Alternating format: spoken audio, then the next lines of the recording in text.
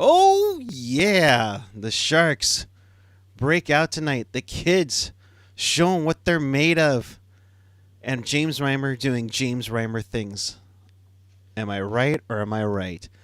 We'll talk about all that and more right now. This is Teal Town After Dark.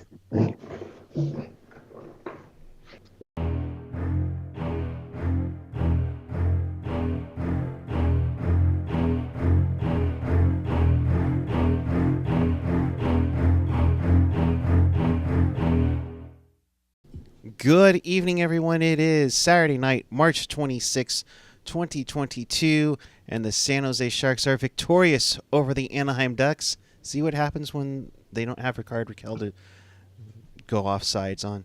They win it 4-1. Welcome to this edition of Teal Town After Dark. This is your live interactive Sharks postgame. We do this after every game, so if you want to be part of the show, chat with us and fellow Sharks fans and hockey fans all over the world on our super chat on the page or the app. And of course, follow us on the social Twitter where we gif every big play of the game. Instagram, Facebook, SoundCloud, YouTube. Hit that smash that subscribe button. Don't hit it. We just smash it like Jonah Gadjevich did on Cam Fowler earlier tonight. And everything else at tealtownusa.com. And with that, hello. Dana Meyerson, how are you? I'm good. It's always a classic when we play the Ducks, and this one did not disappoint. Oh gosh, yeah, it's usually a interesting one for sure against the Ducks, no matter what. But how are you, my friend? What a night! Yeah, no, I'm pretty good. I always love the energy in Sharks Ducks games if they're on like a similar playing field. Now that the Ducks are down to our level, I feel like we have that intensity back. Although we didn't play them until like over halfway through the season, right? Right. Yeah. Okay, so they were already in their like downward slope phase. Yeah, they were already. Well, I mean, they've been slowly escalating up, and it's been one of those things where the Ducks were like really high up early on this season, and then all of a sudden slowly come down to earth. In fact, since the last time the Sharks played the Ducks, Lindholm, Rakell, I'm trying to remember the third one that got moved in at the trade deadline by new GM Pat Verbeek.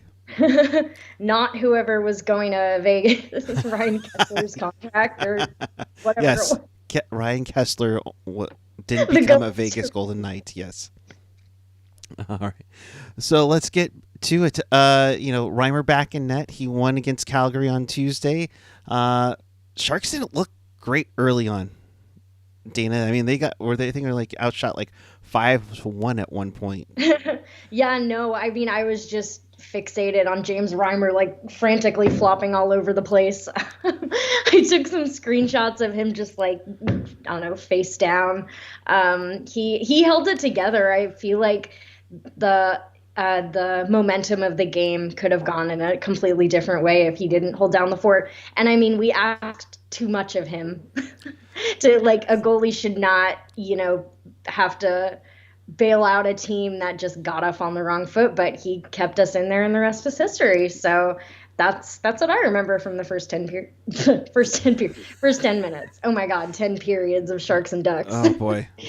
Everybody would be in the dressing room. Yeah, no, but here's the thing is that, we heard Bugner go off on the team, after one period, one game where, say, hey, he's been doing this for you all season long and look at it. And it's almost like, they had that speech on the bench during the TV timeout because it's like, guys, look what he's been doing for you. He's made some phenomenal saves. I mean, there were some really good ones, especially early on in the first period to keep it scoreless, even after two penalties from Merkley and Milosh, to give Anaheim such a great boost. But then Marc-Edouard Vlasic, he's on fire, folks. His third of the season to give the Sharks a 1-0 lead. Yeah, I mean, even Vlasic, my new catchphrase. I make it happen. Oh boy. You're you and your catchphrases already. You're what, the third show, and then we're already making new catchphrases for you. What a sweet pass from Ryan Merkley, though. Yeah.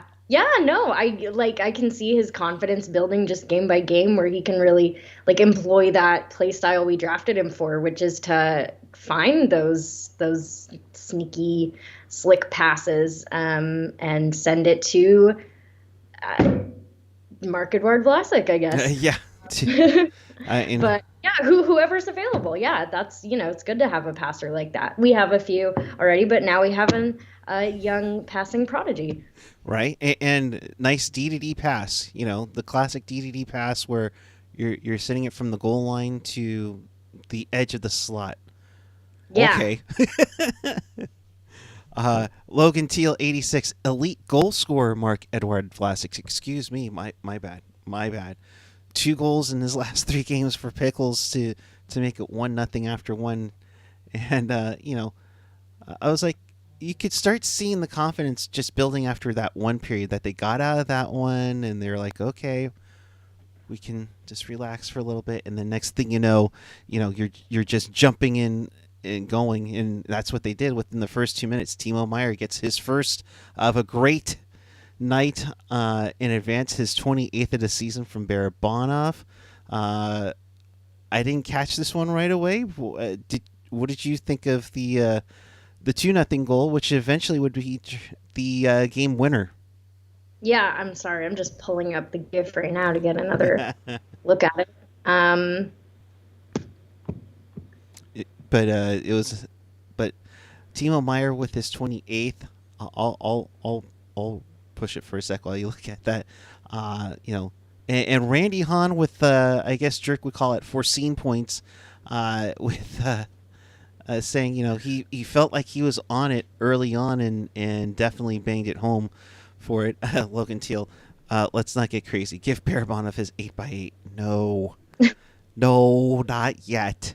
Not yet. I wish I could give them all 8x8s, but that's not the cap situation we live in. So, but a nice play for Timo there to make it 2-0.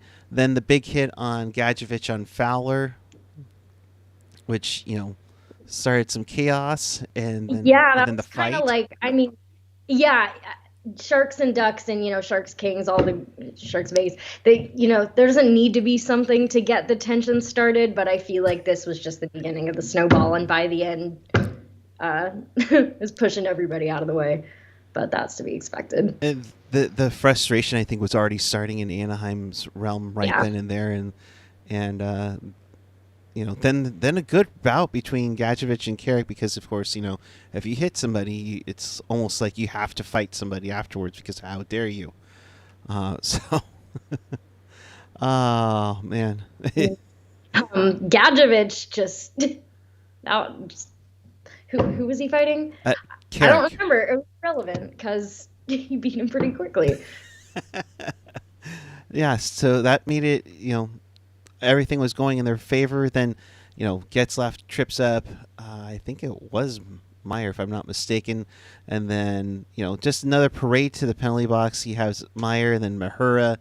Nothing would come out of those power plays. If you're looking for power plays, you were able to see it on hand tonight, but only one power play goal, and that would come in the third period. But then Mayhew for Anaheim, just a minute 5 in, ruins the shutout, because Reimer, again, not to overgush on James Reimer, Dana, but Reimer with an awesome game. Yeah. Yeah, no, my prayers have paid off. My trade deadline, all the human sacrifices I've been working on, it's all come to fruition. Reimer is still ours. I don't know. I still think they shouldn't trade him in the offseason, but I guess that's another discussion. I guess maybe if they choose between Hill and Kokkonen, but I don't know. I'm a fan. Did you say human sacrifices? My goodness. No. Okay. I swear I thought.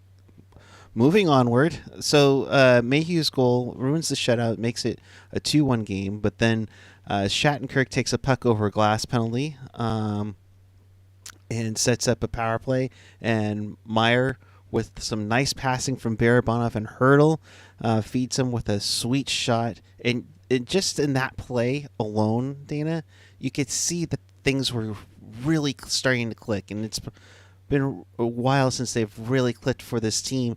And, Timo gets his 29th, his second of the game, to make it 3-1.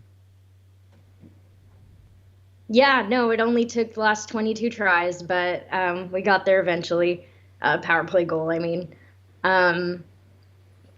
Yeah, I don't know. Good to see them clicking. Like, I feel like they have a sense of where each guy's going to be, more so than when it's been more chaotic. I guess even even the previous power plays in this game, I was calling them clownery because it seemed like nobody really had a plan. Everybody was just kind of bouncing all over the place. But that power play where Timo did get a goal, like they looked so much more focused. Like, it was night and day.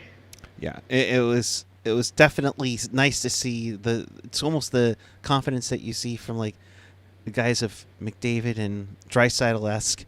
You definitely saw it, and then especially on Meier's hat trick goal from Hertl. That was a beautiful feed and a nice shot by Meier for his hat trick goal, 30th on the season. I thought that there was a competition between Hertl and Meier. Meier's like, oh yeah, I'm just going to keep scoring now. I mean, bring it on if that gets results.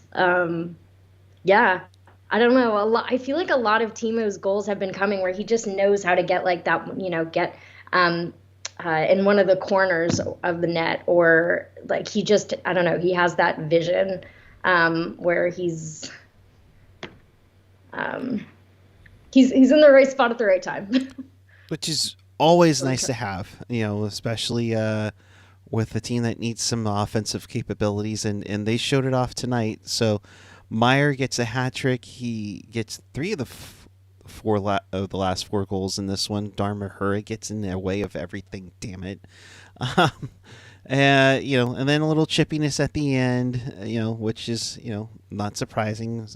You expect Corey Perry to pop out somewhere in this at the end of this one, and just frustrating all around for the Ducks, but for Sharks fans everywhere, you got tacos again. Unfortunately, like Randy Hahn said, you don't get duck tacos at Taco Bell. Oh my God, I lost it. So, Sharks win this one 4-1. I mean, Reimer with 27 saves overall. What did you think of this night? From Reimer or just overall? I mean, like I said, Sharks Ducks always an instant classic. This delivered on all the fronts. I mean, you want the Sharks to win, and you want to see some pushing and shoving. I mean, at least I do. I'm conflicted because fights can really like screw people up physically, but especially when you have the team history, I think it was pretty satisfying. Very satisfying. Yeah, they got their tacos. Duck tacos, beef, whatever kind of meat Taco Bell uses. They're going to be in those tacos. Now, do you have a preference of what you get at Taco Bell, though?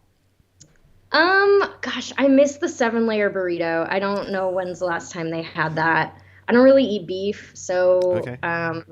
So I don't know. I'll get like a Doritos Loco Taco, but like swap out the beef for like some more beans or something. I miss my Mexican pizza. That's all I'm gonna say. So, So the Sharks win this one 4-1.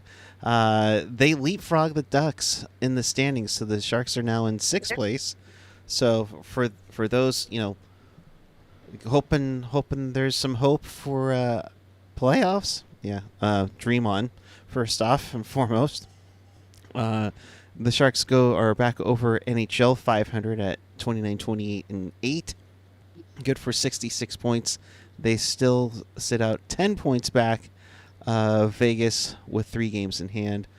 But it's one of those nights more than anything where it's like you see the glimpse of the future, Dana. You look at like Shimolovsky. Yeah, he had a penalty tonight, but he played pretty well. And and played on the PK for the second game in a row. Yeah, I'm glad they finally brought him up. Still eating my words, calling him a bust. And yeah, it was a good, suspiciously, weirdly good game for Lane Pedersen. Hope it's a sign of good things to come. I mean, we've been dunking on him all year, but hey, he's still on our team, and therefore I'm rooting for him. It's one of those things where the bottom six, or excuse me, for headies, for second six, where the third and fourth lines look pretty solid tonight. Yeah, With Leonard and Reedy and Gregor, I thought yeah. it was looking good. I feel like we could have gotten there so much faster into the season. Like, I don't know. Obviously the season's not over, but I still feel like, looking back, like maybe we could have put something together if we had kind of trusted in those rookies earlier instead of cycling the same guys out there. And not, and maybe like clearly Pedersen benefited from going to the Barracuda and back. Noah Gregor had previously benefited from going to the Barracuda and back. Like, you send guys down, but you want to bring them up too once they've shown that they can do something. Leonard, again, waited too long to bring him back. Yeah. No, I completely agree. I'm glad Shimolovsky's got a chance. Leonard getting a chance and playing well, even without the puck, but he also had some good chances as well on this night. So good to see Joachim Blichfeld. We're waiting for the call up for Joachim Blichfeld. Let's give Blick a chance. Yes, he had that suspension on Nathan McKinnon, but the poor guy hasn't seen much action since then in the NHL. So come on. So yeah, that's pretty much it for the Sharks' victory there. Looking at the comments, Seabrook, I can't read yours. That's a little too R-rated. PJ48. They looked good against a much slower Anaheim team without Raquel. Against Edmonton, the VL Peterson Gadjevich line wouldn't work. But the Reedy, Shimolovsky, Leonard looks awesome.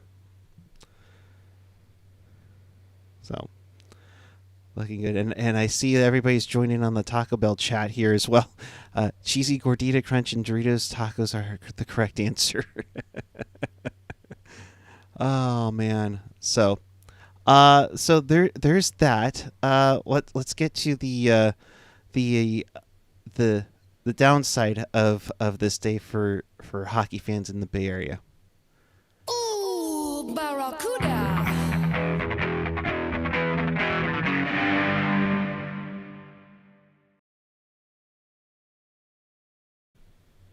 So, Dana, earlier today, the San Jose Barracuda took on the Colorado Eagles at the Tank, and it was an insane game. You would believe after 20 minutes, the Cuda had a 4-goal first period from Joachim Blichfeld. Give him a chance, Bob. Evan Wenger, Adam Raska, and then the newcomer, I think he was from Syracuse, if I'm not mistaken, Antoine Morand. Everything was looking good. 4-1. 4-1, looking good, Dana. And then Colorado scores 5 goals in the second period and eventually loses the game. Wins the game 7-5 over the Barracuda. Okay, so that's our Barracuda wrap for this night. Oh, man. Let's talk about Blichfeld. Yeah, Blichfeld gets the opening goal. That's a good thing. But a tough one to take, that they were up 4-1 after 20 minutes. They blow a 4-1 lead. They get the lead back at 5-4, and then Colorado goes on a run where they score 5 goals in the second period. Hey, that's got to be a first, Yeah. I mean, I was going to be like, that's so chaotic. And then I'm looking at Calgary and Edmonton's game tonight. It's a chaotic day for hockey, I guess. I was just going to say, speaking of chaotic games, that Calgary-Edmonton game, 9-5, Calgary over Edmonton. What?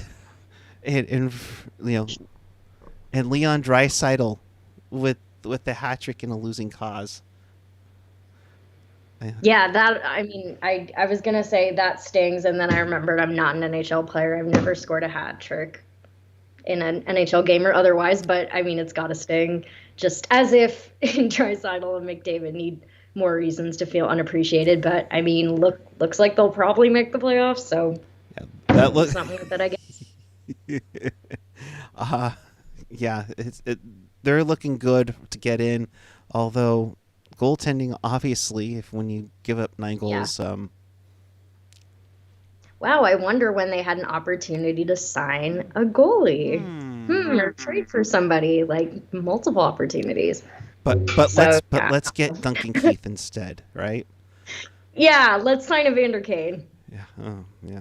Draisaitl had 4 points and was a -4. Oh man, yikes! Oh, that's not good. All right, so let's get to some of the locker room comments. Vlasic on Merkley.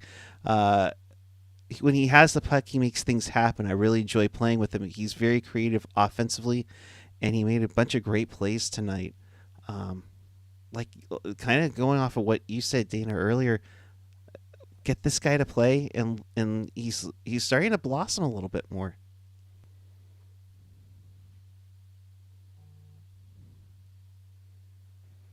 Yeah, no, I've loved seeing Merkley kind of grow. I mean, he's gonna keep growing up. Also, AJ messaged me to stop slamming the table. Sorry if I screwed with anyone's audio doing that.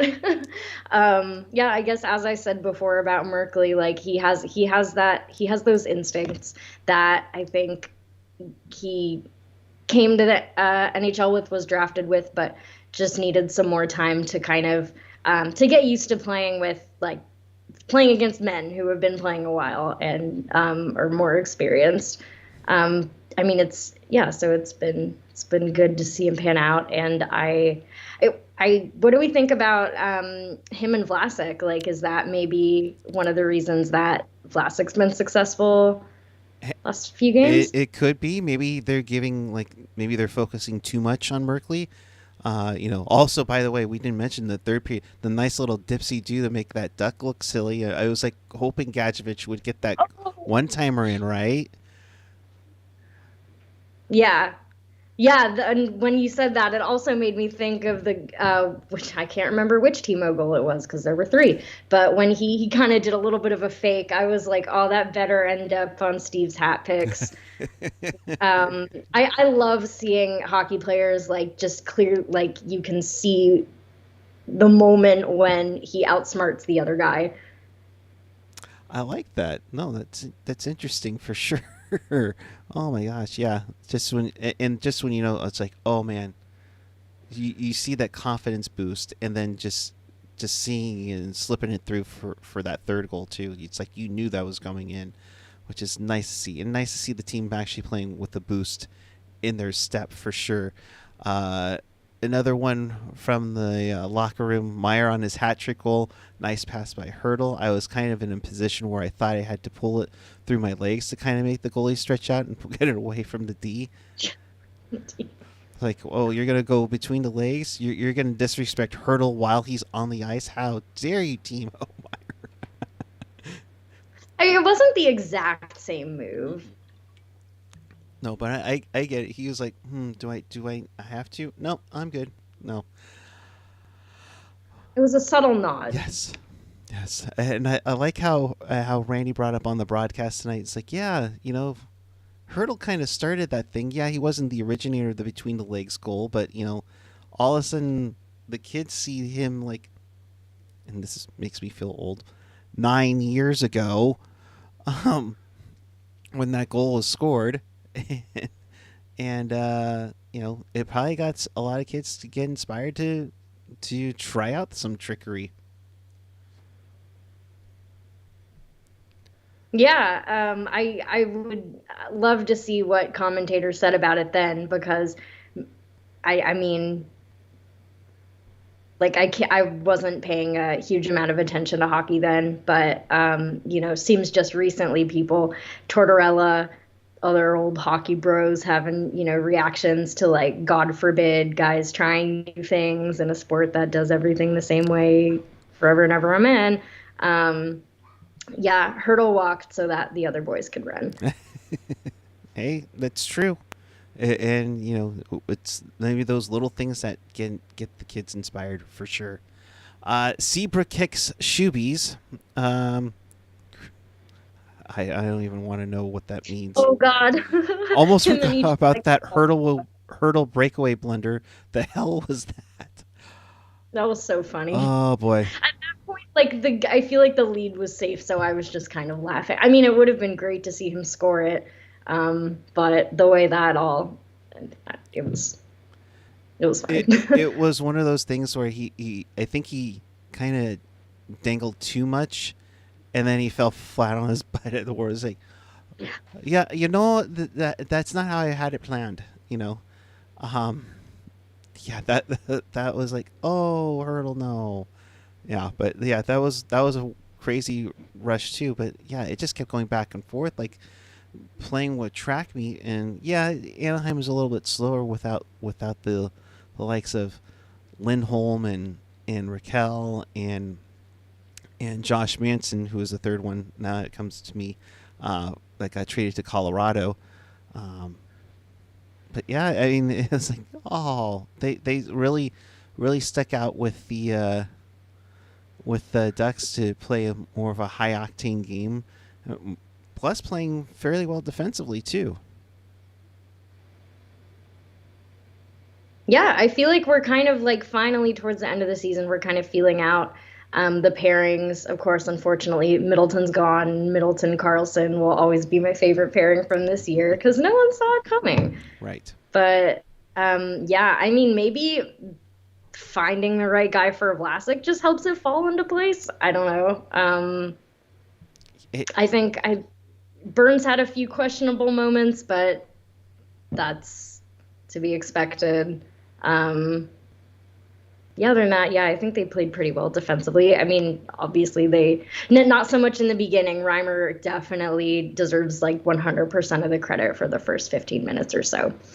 But after that, like you said, they had some sense knocked into him, be like, this man, we've already put him through it again and again and again. oh my gosh. So I mean, it's been tough, but games like this makes you feel a little bit better about the future coming in.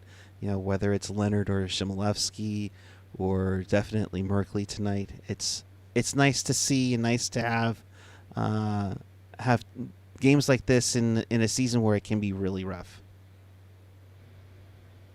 Yeah. I like the comment from Ricky about hopefully Merkley making Burns redundant.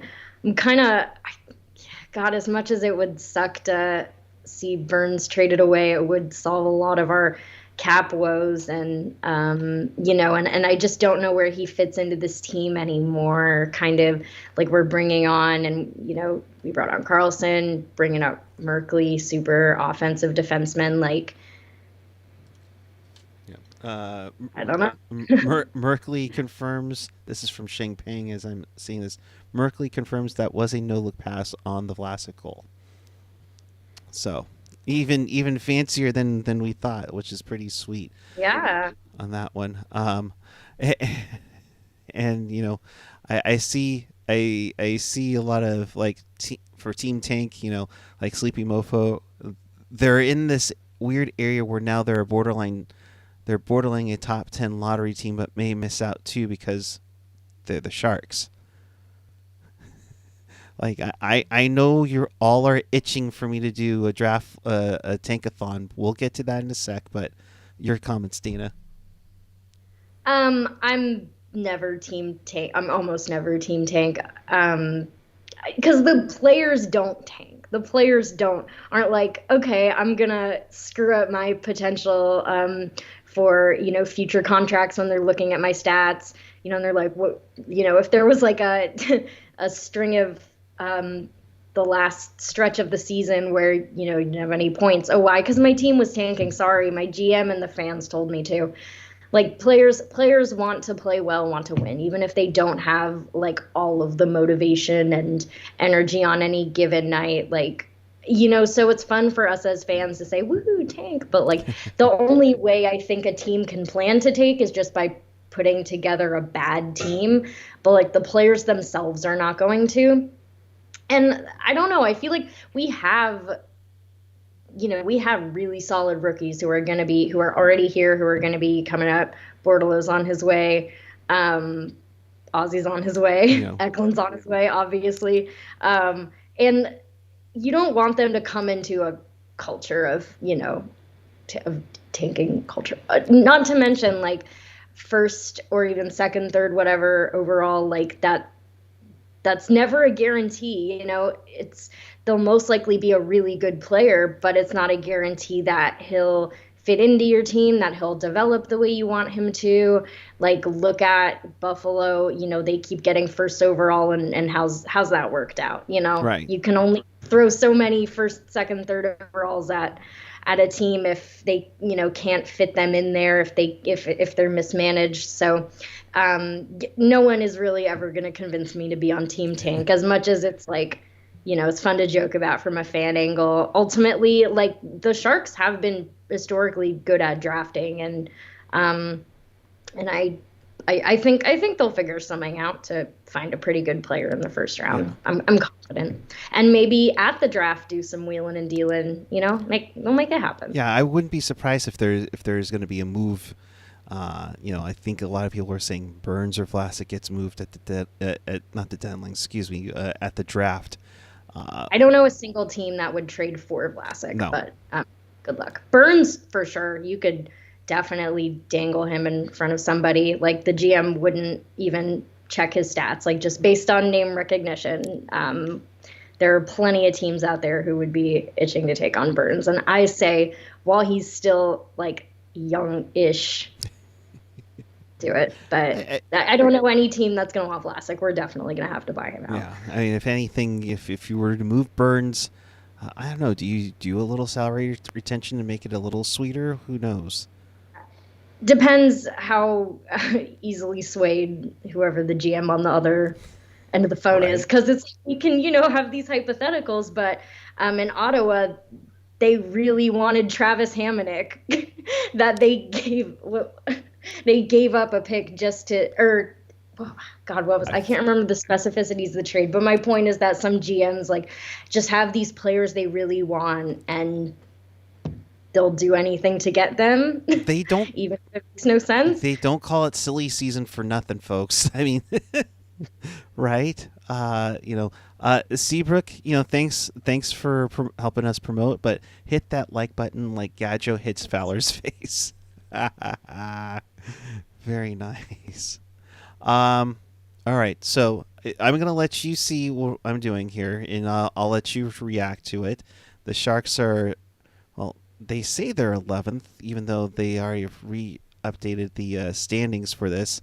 So they're at the 11th. All right, Dana, you ready for this? Yeah. Come on. Big bucks, no whammies. Big bucks, no whammies. I don't think anything moved. There we go.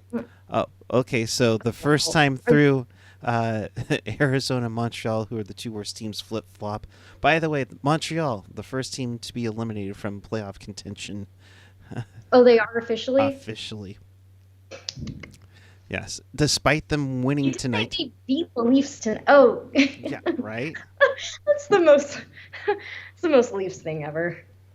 Oh, boy. Yeah, and the Leafs have gone all from the number 2 seed in their division to first in the wild card. Like, oh boy. I mean, they have a comfortable lead, but it wouldn't drive Dangle crazy if it weren't for the Leafs to leave. So, but yeah, that's not I'm not surprised by that, unfortunately, for Toronto, but on this night. So I think that will do it for us. A nice little quickie to finish off the week. So in case you missed anything or you want to watch this again, check us out on tealtownusa.com or your favorite podcatcher. Check us out on Apple Podcasts, Google Podcasts. Of course, smash that subscribe button like Joe smashed Fowler's face, as conveniently said in our chat tonight. SoundCloud, Spotify, TuneIn, iHeartRadio, and of course always available at tealtownusa.com. Should note the Pucknologist will be in the regular time slot, Sunday night, 7 p.m., recapping the week that was in Sharks hockey, and I'd say it was a pretty decent week, wouldn't you say? Yeah, I mean, at this point, there's a certain freedom that comes with everybody being on board with the fact that we're not going to playoffs. Even the broadcasters, they put it as mildly as they possibly can, but they do say it eventually. So, yeah, just having fun in the stretch. Let's play spoiler. Let's beat the teams we can beat, including the Ducks, and we did. Yeah, it was a good night all around, and it's always a good time with Dana jumping on the third game in a row, I think. Oh boy. Yeah, I'm taking a break after It's this. like she's trying to go like Ian and just just play like James Reimer and just keep doing all these shows. So Dana will be back on, I believe it's Wednesday. Wednesday as the Sharks head to Glendale for the final time to take on the Desert Dogs. That's I don't know the Arizona Coyotes situation. My gosh. Hmm. It's just seems like, oh man, and the tough part is that it's a first set of back to backs, and what's waiting for them after Arizona, Colorado. Yeah, I looked, and actually, I am not on again until Vancouver on April 9th, so I get a nice break. Did somebody say Vancouver? All right. Well, Dana, we appreciate you. You get some rest. But first, thank you for joining us. Thank you for being part of the team. And you're, as AJ would say, your famous last words and where the people can find you. Um, Famous last words. As I tweeted, Reimer, take the wheel. um, yeah, you can find me on Twitter at Dana May with 2 Y's.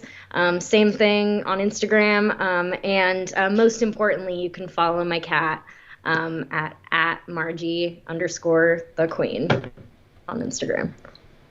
That's far more important to me than any other social media account. There you go. Where is it? It's right down over there. Yeah, there you go. All right. We'll be back with you on Sunday night following. Well, no, they're not following. I'm so used to having an After Dark takeover these last few weeks. Whenever I have you on camera, she's sweet. So she says. She's a bit of a diva.